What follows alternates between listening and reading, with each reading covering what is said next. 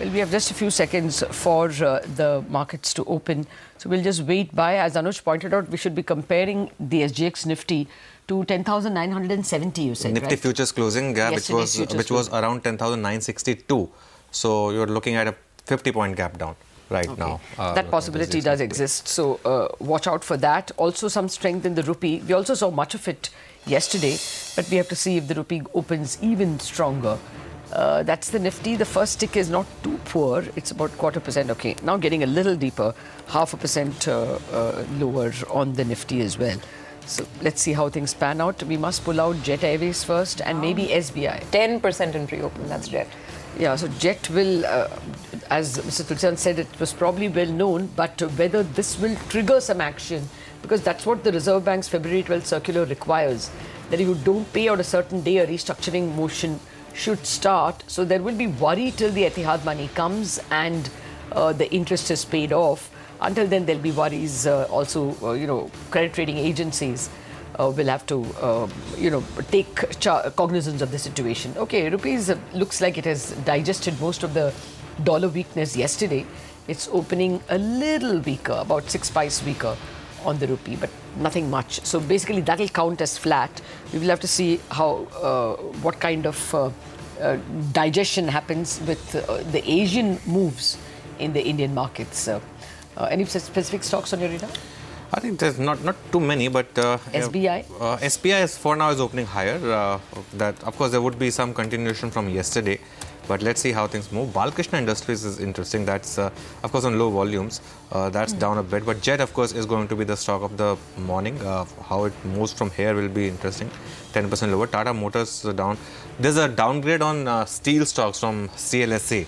They've downgraded Tata Steel from buy to sell. That's a double downgrade, in fact. That one is down about % or so. JSW Steel also, they have downgraded from outperform to sell. So that's also a bit soft.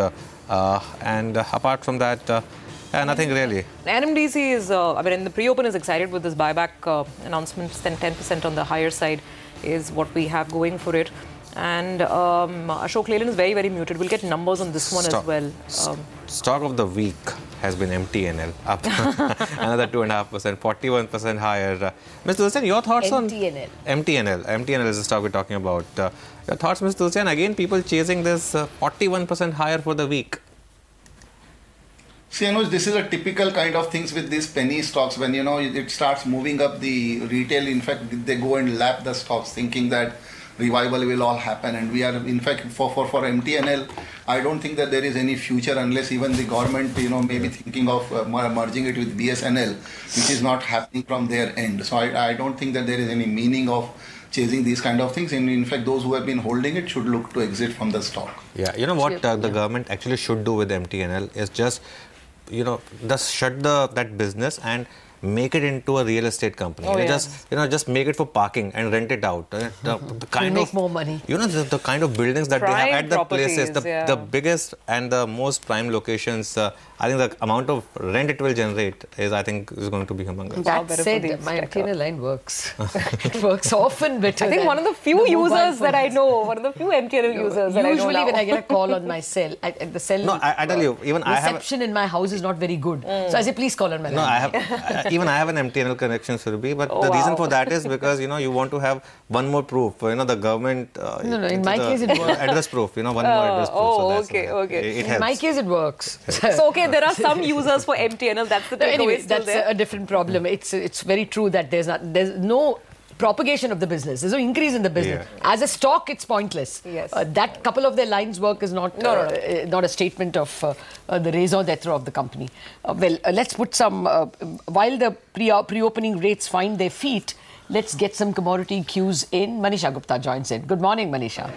Morning, Lata. Thank you so much for that. Well, the volumes still continue to be on the lower side, but the markets really are taking a stock of what to expect in 2019. So crude oil prices, if you look at the US crude, is still 1% up. That is because the markets in US did not trade yesterday, but the Brent is trading 0.5% on the lower side as the markets continue to tackle with the oversupplies, record production from US, Russia, Saudi Arabia. The output cuts will begin in this month, but the markets are not expected to react until we see a published statement from OPEC and allies on the kind of output cut they actually have done on ground. In the meanwhile, it is going to be about the political instability, the conflict in Middle East, Brexit, and of course the slowdown in general in the global markets that continues to weigh onto the prices. So 0.5% down on the Brent is what the markets will keep an eye on.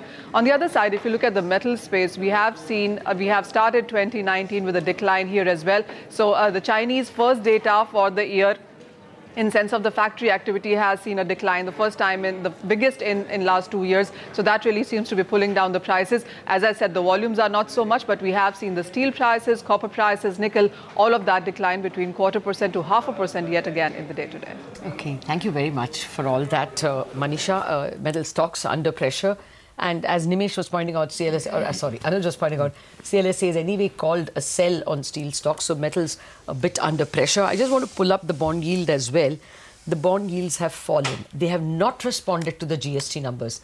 The GST numbers were bad, but it is not having an impact on the bond market because there is a ready buyer for whatever the government is offering.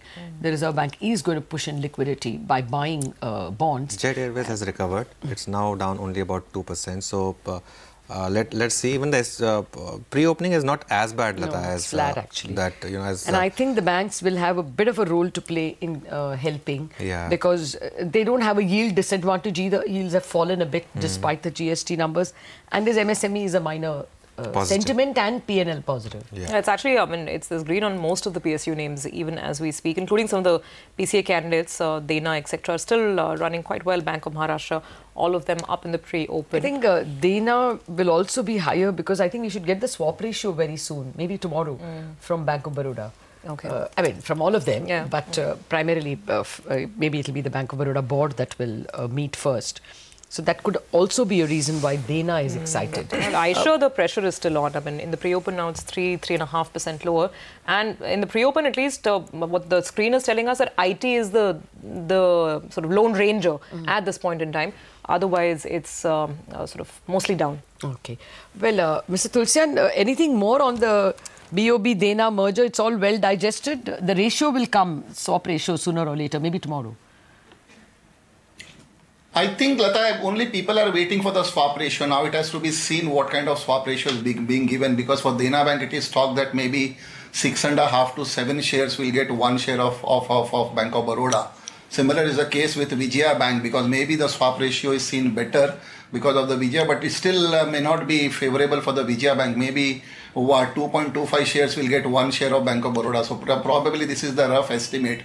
Maybe 9 shares of Vijaya Bank will get 4 shares of Bank of Baroda, and maybe 13 shares of Dena Bank should get about 2 shares of Bank of Baroda.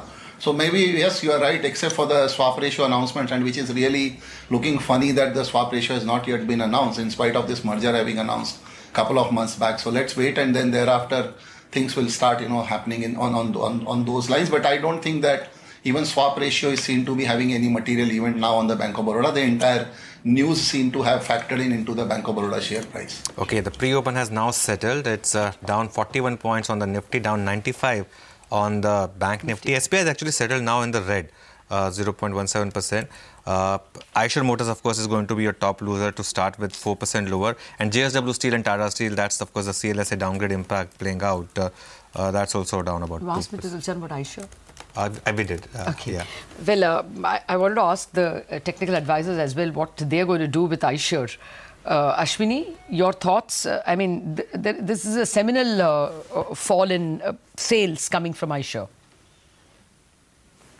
See, we often believe that, autos is some kind of consumption. Autos is a cyclical sector, and for the moment, things will go down till they bottom out and again demand gets created, etc.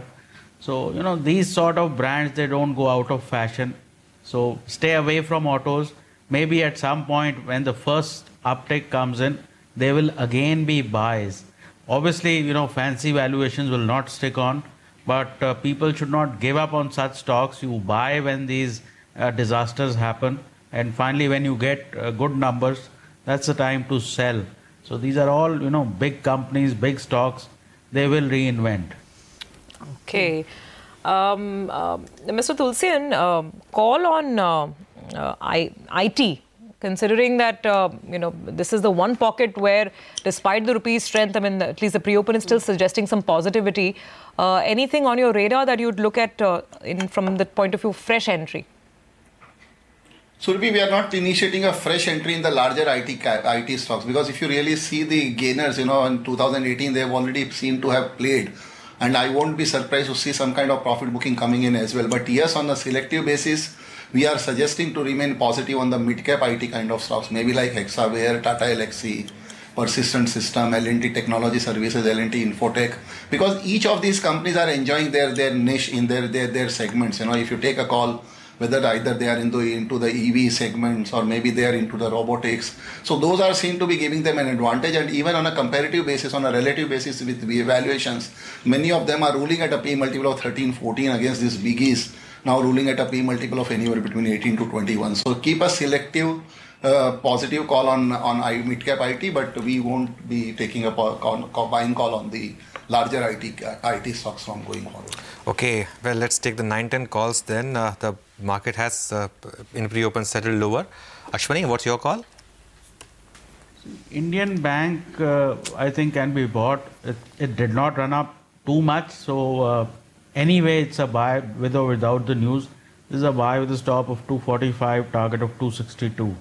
Okay. Mitesh, what would be your 9-10 call?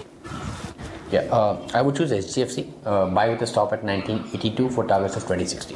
I was going to ask you a follow-up question on which bank, but you've already told us. That's HDFC Limited. Oh, yeah. Okay, so you said HDFC or HDFC Bank? Limited. Mitesh? Yeah, that's limited. Yeah. HDFC Limited. Sorry. Okay, fair enough. So Darshan, 9-10, what's the top thing on your mind? Well, 9-10, I would say Star, that is Strides Shasun.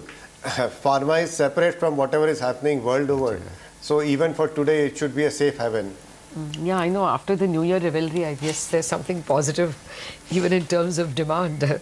Sudarshan, any banking stocks that you would bet on? Well, HDFC Bank was in my list for the morning, and I would still bet on that. Buy on a dip. Okay. No other? No, even ICICI Bank, you asked one. Sorry. Okay. Both of them are perfect.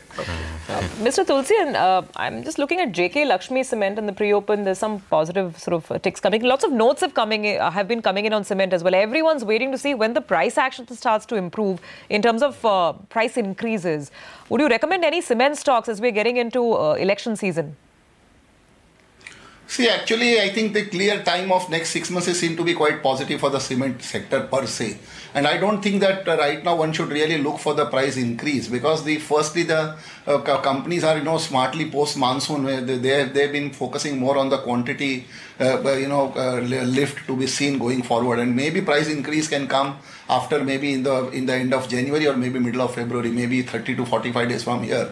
And that seems to be the right strategy, because overall pricing power may not come now, but with the crude having reduced and the cost of production having come down, that itself is seeing the margin expansion. So I think one should not really be too cynic about just looking to the price increase, but just see the cost of production, having come down, and that itself is seen to be giving a big margin increase to these cement players. So even if they are able to post a quantity growth of about anywhere between 8 to 12%, depends on the company to company, because overall consumption growth of 9% is seen per se for the cement sector.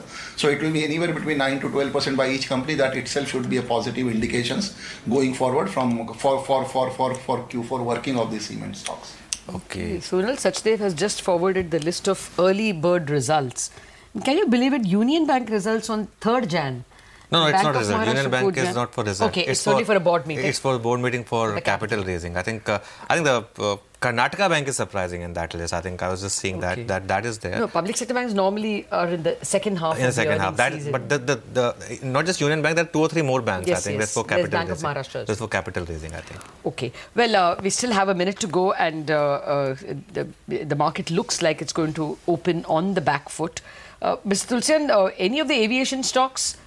I know you discussed jet and you think that the money is coming, but in terms of buys?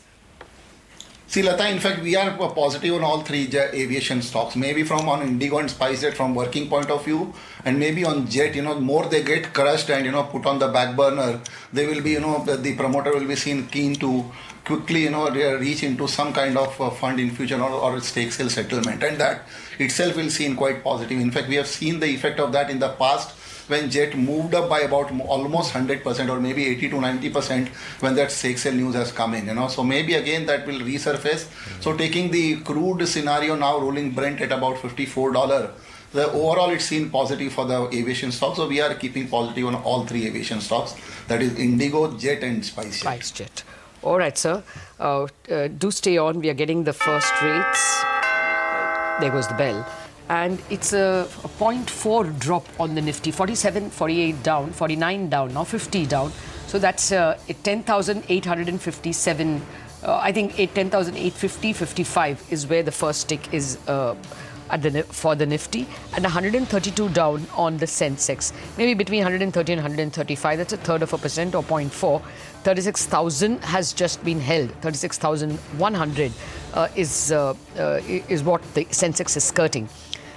Bank Nifty is opening much lower. It's about 0.6 down. Actually, in fact, the market itself is moving down. Nifty and Bank Nifty are moving down in tandem, and it's a 0.6 cut. So that's pretty similar to what the SGX Nifty indicated, a 0.6 lower, and that's 165, 170 down on the Nifty Bank. The mid caps relatively a little better because they are 0.5% down and not 0.6 down. Aisha is the worst loser. I mean, it's come as a shock. Marquee stock, great brand, and a great run for what, a better part of 3-4 years. And now the pressure of both the base and the slowdown in consumption is beginning to tell. 5% down on the marquee stock, Aisha Motors. JSW Steel, Tata Steel, Hindalco, Vedanta are the next. So that's what Manisha told us, lower prices, CLSA's downgrade, all of them pointing out to softness in that sector as well. Consumption lower. Tata Motors, M&M, Maruti are the next three to fall. Again, the reasons are obvious, slowdown. So it's just, no matter which set you take, it is slow down, slow down, slow down. And then the third set are the NBFCs. Indiabulls Housing, Bajaj Finserv, Bajaj Finance, and then ICICI Bank and IndusInd Bank. The guys who would finance consumption are the ones that are beginning to see a bit of a negativity as you come to terms with lower consumption in December. The only ones that are standing out are actually the IT stocks. So the rupee can do what it wants, it can get as strong as it wants, but that seems to be the safe haven at this point in time. Just about 3 or 4 green stocks, and bulk of them are IT stocks. Tech Mahindra, Wipro, TCS, all up about 0.8. You can add L&T and DRL and maybe even ITC to that list. Before Surbhi talks about mid-cap stock, I just want to point out that, since we're talking about all negative stocks, just keep an eye on Escorts. That was one number which looked really good. And I think the market is rewarding that. After opening lower because in line with the market, that's one stock. Just pull out the intraday chart if we can, the morning chart, because from 719 to 724. That's the kind of move that you've seen. At least that's one stock where there's obviously some kind of buying interest. So let's see if that can sustain or not. Sorry. Okay, on the mid-cap side of the screen, Anuj, there is more red than green for sure. So we've already touched upon Jet Airways, that's down 2%. By the way, LIC Housing Finance chairman's resignation, 1% lower on that stock. VST Tillers and Tractors, the downtrend in the auto sector continues here as well. Watching out for Ashok Leyland. It's starting the day a little soft, about 0.5% on the lower side there. But if I talk about more names on the weak side, some of the excesses of the last few days are coming off. So MTNL, Dredging Corp, HCC, these are names that are sort of cooling off, losing some steam. The downtrend in the metals pack is playing out on stocks like SAIL as well, which is down about 2% as we are reading things. The interesting one actually is Kohinoor Foods. I mean, check out this stock. Suddenly in the morning, so early on, 5 to 6% on the upside. And the other is JK Lakshmi Cement. We were just talking cement stocks with Mr. Tulsian. There's some pretty aggressive buying early up in the morning on this stock as well. Godrej Consumer is slightly positive. I mean, that's it. It's the mid-cap screen is definitely not, it doesn't have too many fireworks right now. But having said that, it's off the lows of the day already, the mid-cap index, that is. So, Anuj, pretty much gets us back to no man's land. This reminds me of 2:30 when closing bell was starting yesterday. So we've just undone the rally. Think the last hour rally has just been wiped out. That's it. Apart from that, I mean, I think there's nothing more you can read into that. There's still some minute gains in a couple of PSU banks, but that also nothing much to write home about. Overall, perhaps we'll have to bide time around that. But mid-cap index itself is recovering a bit, though advanced decline is still about 1:2. Ashwini, your thoughts on market opening? Definitely go and buy this dip. The bank Nifty has recovered 80 points. It was down minus 180. Now it's down 95. You know, these things, they provide opportunities for low risk buying. I think at some point, you know, we will cross into 11,000. Early morning, people who are short are now in trouble. My sense is that we will close much better than current levels. And this is the time to get long on all the large banks, although they may have opened lower. Okay, Mr. Tulsian, thoughts on escorts? We were talking about it yesterday. Since it's corrected so much from its highs, you reckon it's now giving a decent risk reward considering M&M was so disappointing? See, yesterday also I've said that after looking to the numbers, the monthly sales numbers, they are seen to be really quite good. 27% higher on month-on-month on a monthly sales on a year-on-year basis. And even on a quarterly sales, combined for third quarter, it's a growth of about 36%. So they are doing extremely well on their core segments of the tractor. But even their other segments of the railway kind of things are really seen to be quite good. So I think that there is still quite good upside. In fact, we have been keeping the positive bias on the stock since it corrected to sub 600 level, and since then, and I think that still you have a good upside after seeing the sales number. Though the January tractor sales numbers will again be seen quite low, because December and January are seen to be the lowest sales figures for the tractor sales. These two are the lowest months. But again, from February, March, the things will start pick up. Again in the monthly sales. So keeping extremely positive view on escorts from the next 3 to 6 months point of view. All right, Mr. Tulsian, thanks a lot for taking us through the market opening. We'll talk to you in closing bell. Mitesh, your thoughts on the escort stock or anything else that may have come on your list in market opening? Yeah, escorts was a recommendation today morning. I think I'm looking at 745 as the first target, and possibly even higher levels can be tested. But that about, I think, couple of mid-cap IT names spring up on the radar on the long side. That's Tata Alexa. I'm waiting for the stock to get past 1,038, 1,040, and it's trading right just there. And above that, I think some kind of breakout will take place. And Mindtree is also looking good on the intraday charts, while iShare clearly has broken down, possibly started around downtrend. I think it could decline to about levels of 21,000 or maybe below. So there some kind of shorting can be done. Yeah, looks like some kind of money perhaps moving from iShare Motors into the outperformers like escorts. Sudarshan, your thoughts on market opening and any stock on your radar? Well, stay long and buy the Nifty and the Nifty Bank. Use this dip to get in. Reliance, which has almost recovered all its losses from the morning, is an opportunity, and that could also apply to the Nifty. And so is Infosys, both for buying. Okay. Mitesh, any more ideas? Not yet, Lata. I think I would still stick to Tata Alexa and Mindtree on the IT side, while iShare on the short side. All right. Gentlemen, thank you very much for joining us and taking us through the entire pre-opening and the first few minutes of trade. As you guys predicted, the dip should be used to buy, and at least in the first 10 minutes, that trade would have worked because the mid-cap index now has moved into flat terrain. So it's wiped out about 0.5% or 0.4% of losses.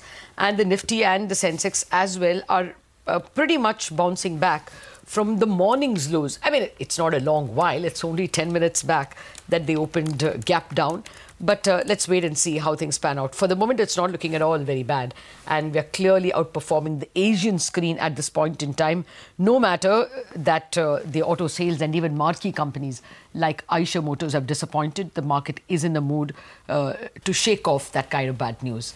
Well, let's see how things pan out from here on. And that's a great setting to invite the market master for the morning, Ashwini Agarwal, co-founder and partner of Ashmore Investment, with us. Good morning, Ashwini. It's always a pleasure having you with us, and great to have you at the start of the new year. A very great 2019 to you. What will it mean for the markets after one okay, or rather negative year, so to speak? Is 2019 going to be a better year for stocks? Well, Lata, first of all, a very happy new year to you, your team, and to all your viewers. Looking out into 2019, obviously, one hopes that the worst of the 2018 sell-off is behind us. But it's a very interesting situation that we are sitting at right now, in the sense that I clearly see an upward momentum for earnings this year.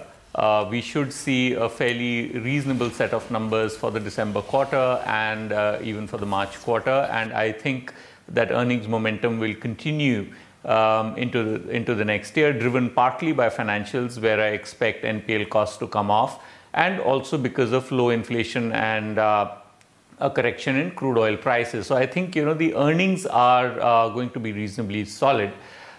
In that backdrop, we also expect the liquidity conditions to be reasonably benign, which is again a positive in terms of outlook for equities. But we will have obviously all the political noise surrounding the market. So, you might not see a very decisive move, in the first half of this year. Though it's very, very difficult to say, because the market also in a sense is discounting the politics, which is what we saw when the state election results came out in early part of December, where the market just shook off the negative results the election outcome and moved on. So my sense is that bottom-up earnings story is quite positive. Liquidity will remain quite benign, so that should be all positive for the market. I think the worry that I have is predominantly on the global front. The volatility in the US markets that we saw in late December seems quite worrying to me, and I just hope there is no dislocation in the markets, in the global markets, that we witness sometime during this year, which could have a negative sentiment impact on India. Okay. By the way, the mid-cap index is already in the green, and short covering move in some of the stocks is continuing. Just look at SRF's intraday chart. In the morning yesterday, there were a lot of shorts in SRF. Towards afternoon, you saw first signs of covering. And just, pull out the stock intraday now, that's a consistent upward journey that you're seeing on that stock. So that really is looking quite interesting right now. Ashwini, good morning. But, in that, is there an opportunity? Because for last 2 months, there are signs that perhaps there's going to be some kind of EM outperformance compared to US. And within that, perhaps India, we've already seen that in December and earlier, the MSCI India far outperforming the MSCI emerging market in Asia ex-Japan. Morning, Anuj. So, you have spoken to my colleague Jan Den on several occasions, and Jan continues to maintain that the normalizing interest rates in the US is actually a very big positive for emerging markets. And the correction in equity indices that we saw in the US over the last month should also be a positive sign for emerging markets, in the sense that fundamentals in emerging markets are quite robust. Despite the currency fluctuation that we saw last year, most emerging markets have pretty decent current account balances and balance of payment balances. So to that extent, we don't really see anything fundamentally wrong with emerging markets. Valuations across the board are quite supportive.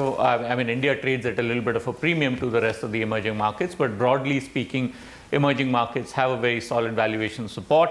So unless you have a disorderly event, which causes a complete risk off and a dislocation, we should see a much better year for emerging markets over the next over 2019 as compared to what we have seen for the last several years. That's our house view at this point. By the way, this morning, the mid-cap and the small-cap screen is suddenly really lit up. You're seeing lots of movement on stocks. Something like Bazzar Engineering, 3.5% on the upside. The rice stocks, as we just pointed out, all of the rice stocks are very excited. Jubilant Foodworks is making a move. TVS Motors, interesting. We're talking about weak trends on the auto side, but TVS Motors is finding takers this morning.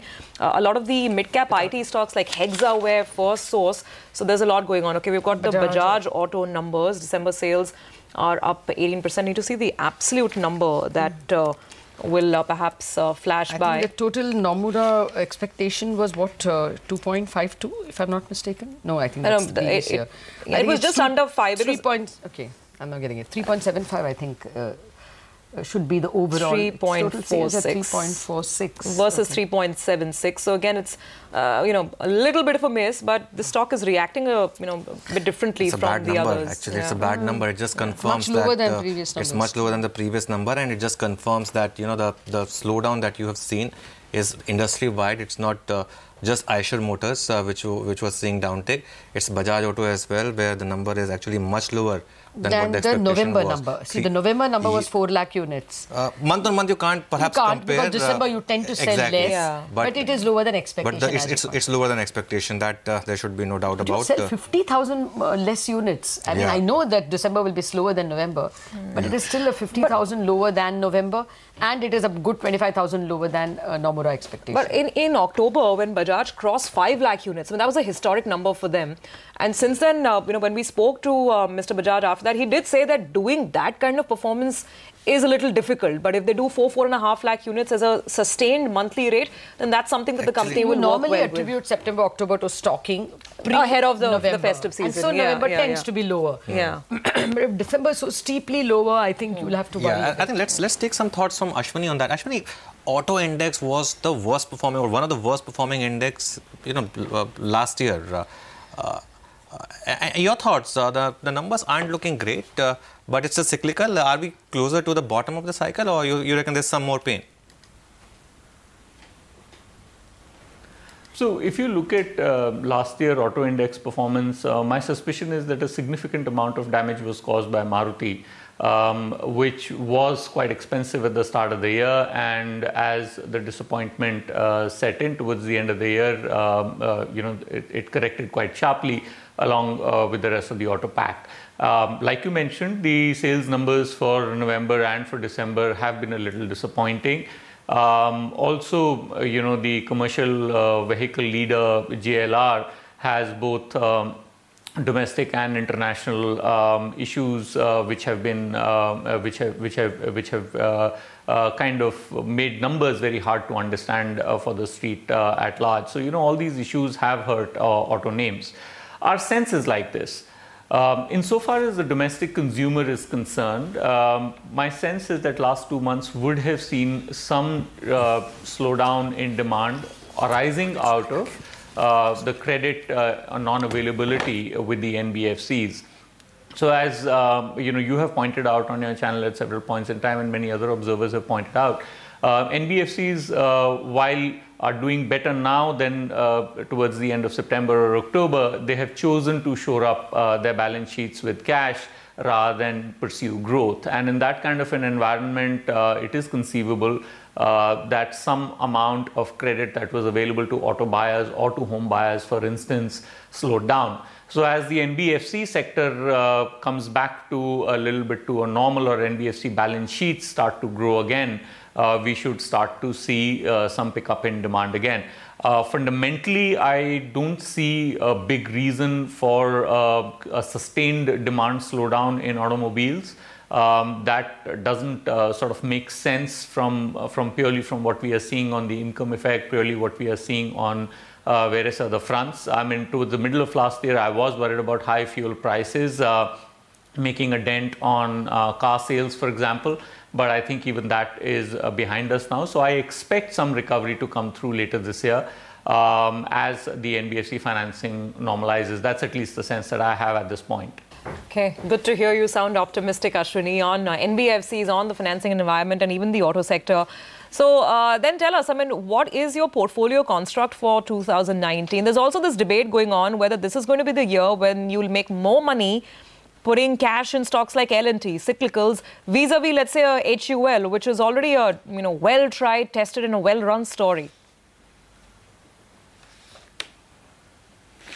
So, if I look at a top-down portfolio, we don't really do sector allocations. We tend to be more bottom-up in our investing process.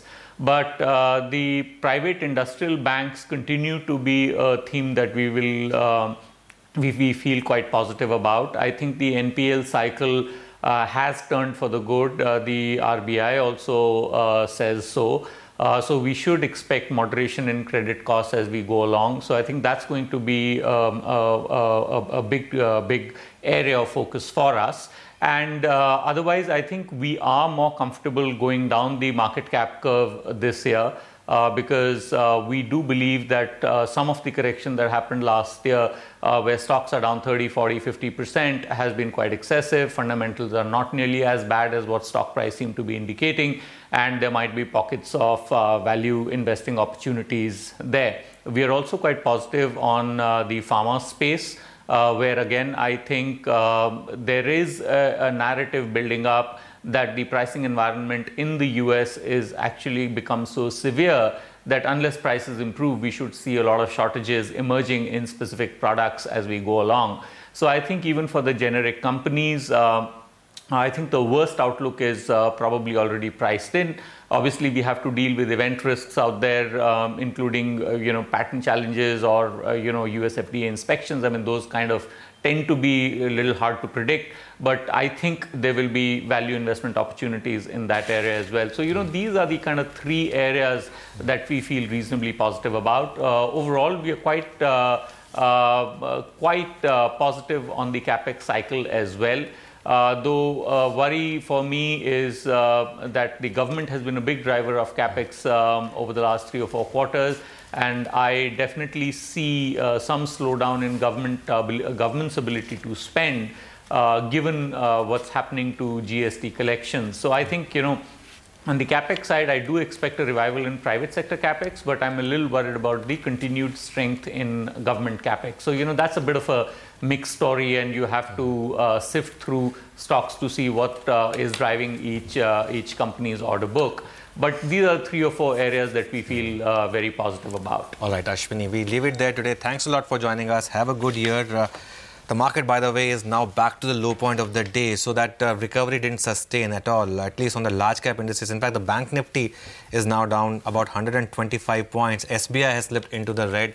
ICICI Bank is dragging the Bank Nifty. HDFC Limited is down 1.5%. So a lot of these large caps, the stocks which led the market higher in the last hour, they are the ones seeing pressure. That HDFC Bank as well is trading lower. The Bank Nifty is now down 150 points. It looks like perhaps the last hour longs are now stuck on the indices quite clearly.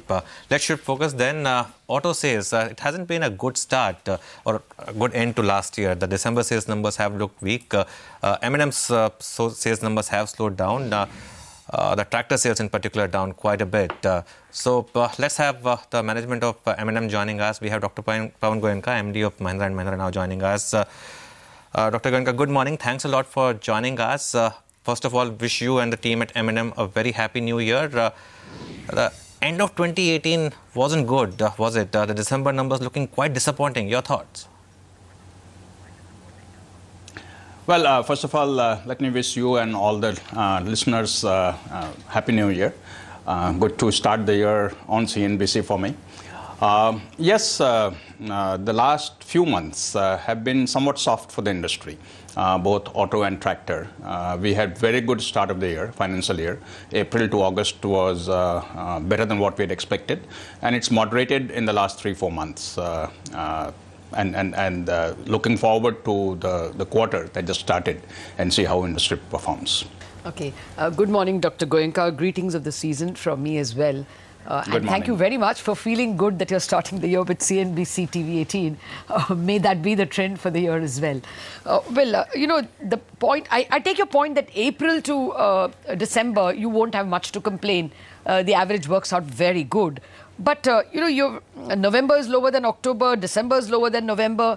And even, I'm not even comparing month on month. Even if you looked at it year on year, the auto sales, December over December, seasonally adjusted, is looking lower. And you're not the only one. Is something going wrong with consumption? Or in the sense, is consumption genuinely slowing down in the industry? Well, let me say, Lata, that the primary setback to the auto industry and also to some extent tractor industry was the festive season, where during Bazzar, Diwali, the retail sales were nowhere near what was expected by the industry. As a result of that, a lot of inventory was built up with the dealers because the billing, the wholesale, was done in anticipation of retail. And the month of November and December have I think most companies have used for cleaning up. And therefore, don't let the billing numbers or the wholesale numbers be an indicator of what's happening in the industry in the last 2 months. And my sense is that end of December, everyone has come down to the industry inventory level of where they want to be. Okay. And therefore, January, February, March should see sort of true reflection of where the demand is. I would not say that there has not been some softening of sentiment, some softening of demand. There has been. But I think it's all led simply by what happened in October and September because of everything kind of being wrong at that time. The interest rates, the exchange rate, the oil prices, commodity prices, and I think that's what we are seeing in November, December also. And therefore, I would expect some turnaround in January, February, March, though I must admit that last year, January, February, March was a very high base. And therefore, to get a significant increase from last year will be a reasonably difficult thing to do. So can you go beyond this, inventory cleanup and tell us what you are getting by way of retail interest in November and December? Well, in November and December in the auto industry, especially in December, there is always very high level of incentives, schemes that are given to clean out last year's inventory. And I won't know the number that others have, obviously right now, we'll know that in a few days. But our retail numbers were roughly what we had planned for. And we are ending the year at the inventory level where we want to be. And therefore, in some sense, we are going into January, February, March with a fresh start. Especially for Mahindra, there are new product launches that are also working for us. We had the Marazzo launch in September, we had the Alturas launch in November, and we would have the launch of XUV 300 coming up in February. And these three launches should add to the overall volume growth that we would see in this quarter. Mr. Goenka, good morning, sir. So actually, aside of the volume question, that was the other point that we wanted to understand. Because of the slew of launches, obviously it came with its operating costs as well, and therefore we saw margins come down a little bit in the second quarter. Now, I mean, how will your spends shape up as you will be perhaps still spending as much in the new launches and to get the buzz and the retail interest back in? What should we expect on margins and operating costs then? Well, yeah, new launches always have a one-time launch expense. And these days, launches have become pretty expensive. And companies for major launches spend significant amount of marketing budget during that period. And therefore, in the month of September, when we launched Marazzo, we had a significant launch expense. In the month of February, when we launch XUV 300, we will have significant launch expense. And that does have a one-time, one-quarter impact on margin. But spread over 4, 5, 6 quarters, it's not a very significant amount of money. What we have to look forward to is what's going to happen overall to the economy and what impact it has on consumer demand. What has also impacted the demand a little bit in the last couple of quarters, especially in the heavy commercial vehicle segment, which we haven't talked about yet, is this axle loading norm that had changed, which obviously increased the capacity of goods carrying for the fleet operators and reduced the demand and impacted the demand. So that should also sort of tide over the next quarter or 2 quarters, and the demand growth should get back to normal. Okay. Yeah, I must say Marazzo looks quite good. It looks almost like a beast. Dr.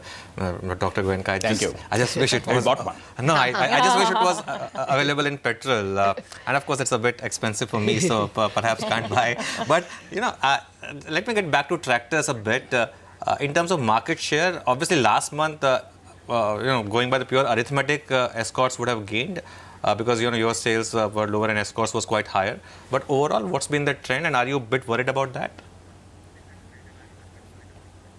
No, see, first of all, in month-to-month market shares can be very deceiving because in tractor, even few hundred tractors up or down makes a huge difference in market share. The total industry size not being very large, only about 500,000 for the year.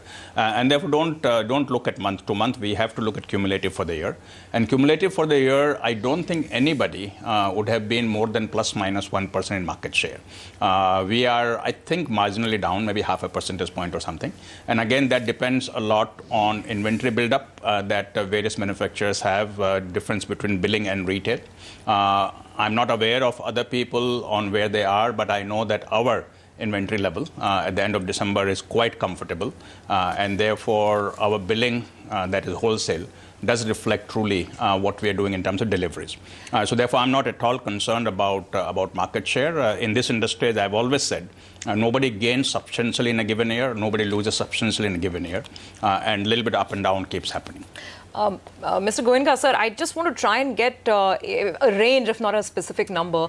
Now, since this business of wholesale and retail can get confusing, and right now we're still working with wholesale numbers in terms of trend, do you see perhaps by January, March, the total numbers, units come back to, let's say, 50,000 odd? That's my first question. The second was going back to the margin issue, since you mentioned that again in February this year, you will have more product launch costs. So the 7.8% margin that we saw, which was a bit of a disappointment for the market as well, is that going to continue even in the third and fourth quarters? Well, clearly I cannot speculate on the margins that we will see in Q3 or in Q4. All I can say is that the volumes are reasonably okay. About 10-11% growth for us, driven mostly by commercial vehicles, not by passenger vehicle, which is flat. And we have new product launches. New product launches do have expenses, but then the other things that we try and do to make up or offset those expenses. I will not be able to give you any sort of indication of whether margins in Q3 and Q4 will match up to last year or will be higher or lower. Okay.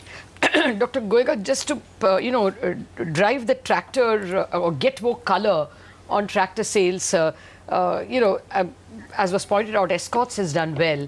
So, is it a specific problem to the company in terms of Escorts, in terms of tractor sales, or is there's something wrong also happening in terms of rural demand? A specific problem for the company? What do you mean by that? I'm not sure. No. Why is it that Escorts could do well in tractors and M&M tractor sales have come in lower? That obviously I cannot say why Escorts has done so well. Therefore, it doesn't seem to be an industry problem. Certainly are high. No, I don't think so. The industry for this month, as we are aware of as of now, has grown about 3 or 4%. And Escort has announced a fairly large billing increase. Mahindra is approximately same level as last year in terms of billing. But again, as I said earlier, that in this industry, few hundred tractors here and there can make a huge difference in terms of percentage change. And the deliveries, which unfortunately are not something that are publicly announced, are the true indication of what's happening on sales numbers. All I can say again, I'm repeating, that our deliveries, we keep it in line with our billing, or other way around. The billing is in line with deliveries. I do not know what the industry status is in terms of that. And therefore, very difficult to read anything into a month's number in terms of billing or retail. Okay, just finally, sir. But let me add to you. Yeah. Please let me just add that as far as Mahindra is concerned, market share is at about 42% level, which is just marginally lower than what it was last year, YTD November. Okay. And we do expect that January, February, March, we will see a market share equal to or better than January, February, March of last year. Okay. And therefore, we should end the year roughly at about where we started in terms of market share. Okay, now that was going to be my last question to you. What are you smelling by way of demand in the current quarter, that is Jan, Feb, March? Also because I would assume more SUVs are bought during election time. I mean, if you can play back to your mind on previous elections, this one will also see, very hectic campaigning. So just your flavor of the quarter. Okay, so let me take 4 different segments. Let me start off by tractor first. Last year, January, February, March was a very high base year. And therefore, I would be very surprised if we see in the industry a significant growth over last year. As of YTD December, the industry is at about 13.2, 13.3% growth. I would expect that the fourth quarter should be between 0 to 5% growth. And therefore, we'll end up somewhere around 12% growth for the industry, for the tractor industry. When it comes to passenger vehicles, passenger vehicle growth has been YTD around 4%, which is lower than what we have seen in the last 2 years. And that's a matter of concern, because as you know, that auto industry has a large multiplier effect. And for the economy to grow, it's important that the auto industry grow 8 to 10%, 12% kind of pace. And therefore, there have to be few sort of, I don't know what that will be, but few sort of catalysts for getting the growth level back to 8 to 10%. And that's very important. Right now, I think all the negatives that we had seen, which we talked about that happened during October, including crude prices or therefore petrol prices, have all been sort of eliminated now. And therefore, I would expect January, February, March growth rate to be at least at the level of what we have seen YTD, that is 5%, maybe closer to 8 to 10%, but thereabouts, and therefore end the year at 6-7% for passenger vehicle. When it comes to heavy commercial vehicle, the growth up to now has been pretty good, except in the last 3 months. Speaking of... this has been affected by the actual loading norm. No, sir, I'm so sorry. I don't see that going away. Go ahead, sir. Go ahead, sir. Yes, sorry. please. No, go ahead, sir.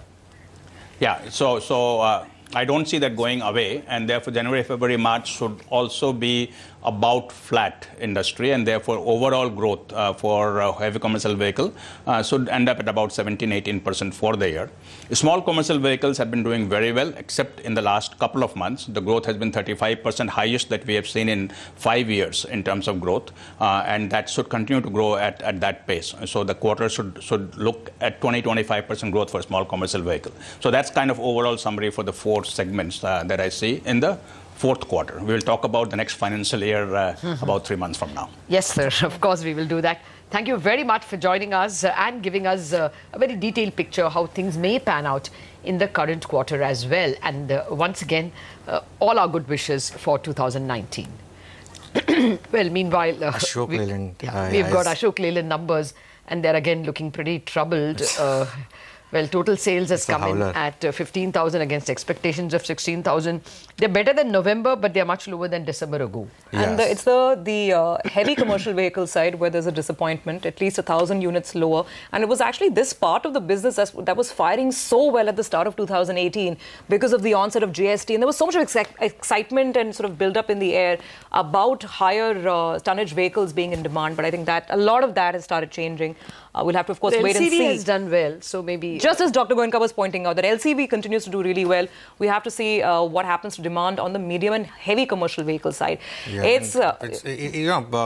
also the problem with Ashok Leyland is that at every level, people are trying to buy it. That, it's been such a marquee stock over the last 2 or 3 years. And I think now it's in danger of breaking 100. And if that is the case, then perhaps, it could get a bit soft as well. The other concern on Ashok Leyland has been that Vinod Dasari is not going to be the... There's a change in leadership. Change in leadership, and there's going to be an internal... So the market would want to see how that transition is going to take place. And that's why you're seeing this further derating in Ashok Leyland. So disappointment coming in, even though the stock has been at lows recently.